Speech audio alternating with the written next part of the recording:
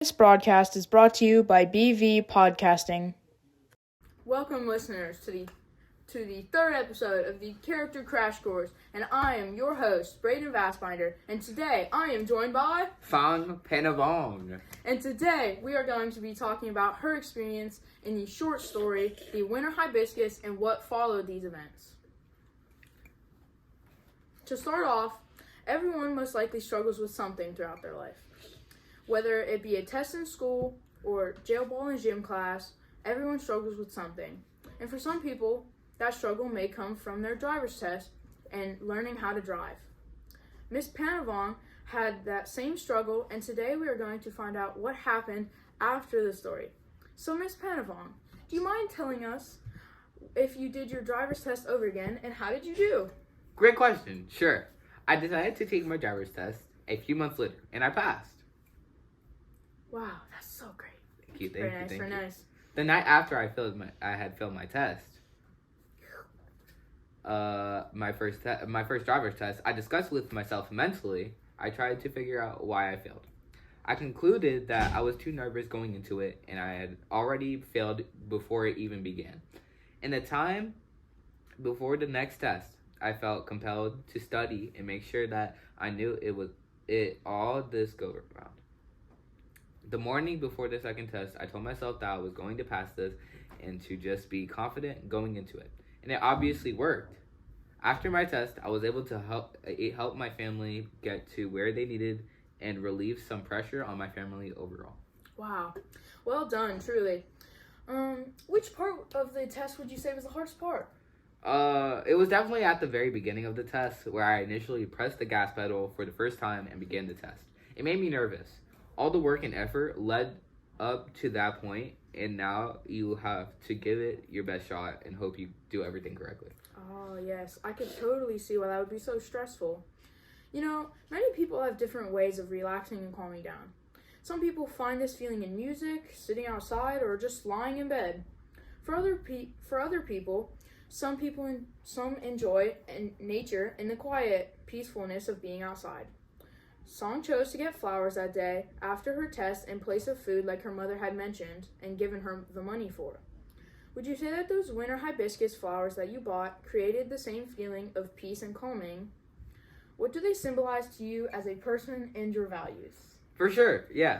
They create a sense of peace and calming as well as a symbol of my past and where I came from. The flowers also create a sense of belonging for me that somewhere in the world I fit and I am valued. It helps me cope with the fact that my family is different from everyone else I live with. Oh, yes. I totally agree with that. I just wish more people in the world would be open and accepting to other cultures and religions. So, moving on, sometimes failing things is a good thing because it helps the person to gain that perseverance and learn to not quit after failing once. For you, Song, would you say that failing the test benefited you as a person? Would you say it is better to get it right the first time every time, or to fail and develop perseverance? I think that is okay to fail as long as you put forward your best effort. I feel as though I benefited as a person by failing that test. I learned to be confident and to put forth my best effort the first time, and if I fail, to improve and try again. I feel that everyone needs to fail at least once to develop the key characteristics of perseverance. Ah, very true. That was a great response, sir. Or ma'am. What do you think would have happened if you had passed the test that day? I think that I would have not developed perseverance, and the next time I would face hardship, I would not be prepared to take on the reality of the situation. I am glad that I faced this form of hardship early in my life so that I don't have to face something worse with even more hardship on top of that. When I failed the test, it helped me deal with hardships I face later in life. That is great, truly great. Shifting gears, parents are there to help us out when we need it most. Their job is to build us up to be better people and to push their children to be the best person they can be. In this story, we learned about your mother's reaction to you failing a test, but how did your father react to you failing the test? He felt pretty much the same way as my mother, and felt as though he wanted me to pass, but he thinks I benefited as a person for later challenges in life. He was not angry, but he was not persistent in making me practice for the next test. I am glad my parents were understanding and helpful rather than disappointed and rude to me for failing. I am blessed to have the parents I do, and don't wish to change anything about them. Their uniqueness. Great response. Very good.